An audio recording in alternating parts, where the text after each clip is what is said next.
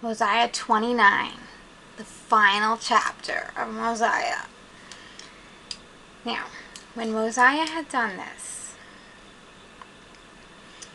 being given all the records to Alma, who used to be very vile and is now a recent convert, King Mosiah gave all the records to him that showed the history and the death of all these prior nations. Okay, now when Mosiah had done all this, he sent out throughout the land, knowing the vote of the people of who should be their king. And it came to pass that the people said, "We are desirous that your son Aaron be our king and ruler." Now Aaron had gone up to the land of Nephi, and he could not confer the kingdom upon him, neither were any of the other sons of Mosiah even willing to take the kingdom upon them. Therefore King Mosiah sent a written word, "Behold, ye are my people, my brethren, and I esteem you as such. I desire you should consider the cause you are called. I declare unto you, he to whom the kingdom does rightfully belong has declined. Now, if there is another appointed instead, I fear there would rise some contentions, and he would be angry and draw away people, causing wars and contentions, causing the shedding of much blood, perverting the way, destroying souls. Now I say to you, let's be wise and consider these things. We have no right to destroy another.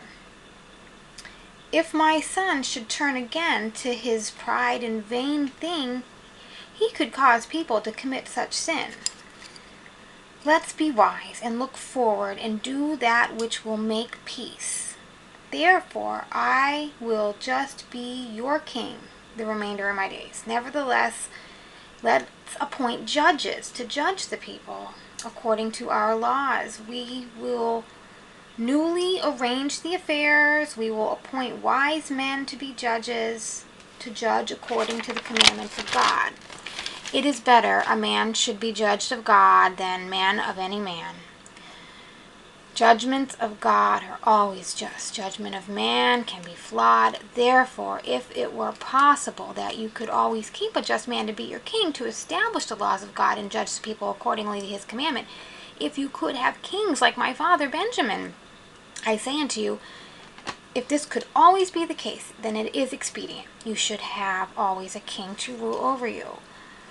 I myself labored to teach you the commandments of God, to establish peace, not plundering and murdering, nor any manner of iniquity. Whosoever committeth iniquity, him have I punished according to the law which our fathers gave us. Now I say, because all men are not just, it is not expedient that ye should have a king to rule over you. Behold, how much iniquity can one king cause to be committed? Oh, what great destruction. Yeah, remember King Noah and his wickedness and his abominations and that of his people? Behold, the great destruction that came upon them because of their iniquities. They were brought into bondage. Were it not for the interposition of their all-wise Creator, and because of their sincere repentance, they would have remained in bondage. But behold, he delivered them, because they did humble themselves and cried mightily.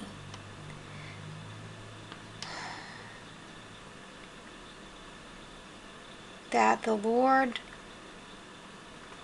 look with his power in all cases.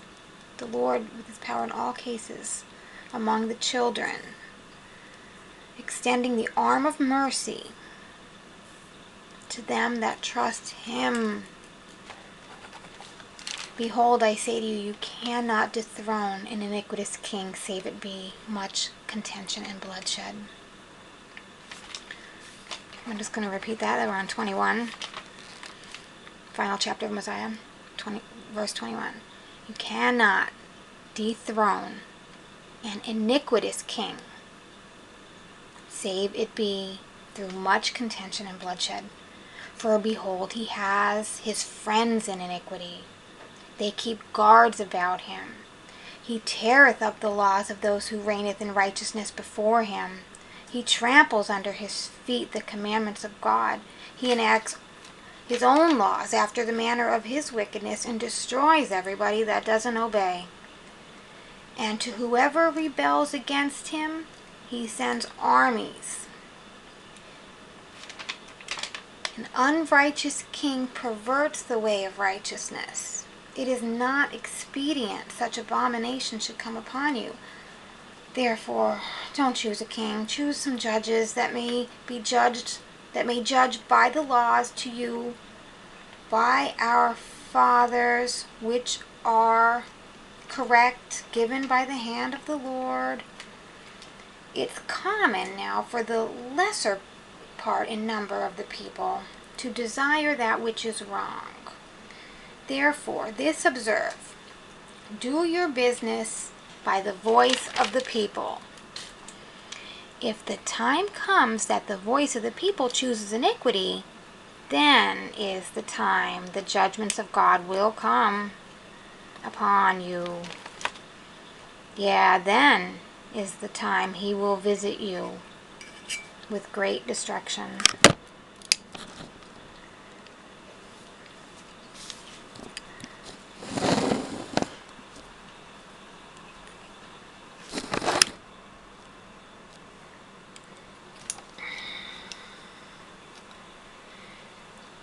Even as he hitherto had visited the land. If you judges don't judge with the right law, you can cause that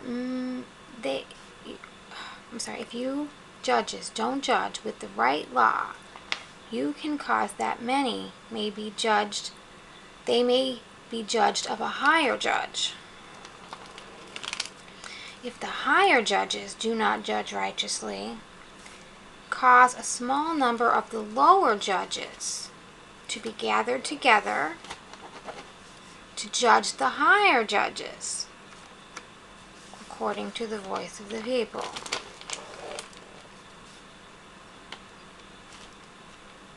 I command you to do this in fear of the Lord, to do these things and have no king. This way, if people commit sin and iniquities, it shall be answered upon their own heads. Behold, I say, the sins of many people have been caused by the iniquities of their king. The iniquities are answered upon the head of the king. I desire this iniquity should be no more in the land. I desire this land to be a land of liberty, so every man may enjoy his rights and privileges and live and inherit the land. Many more things Mosiah wrote unto them, unfolding the trial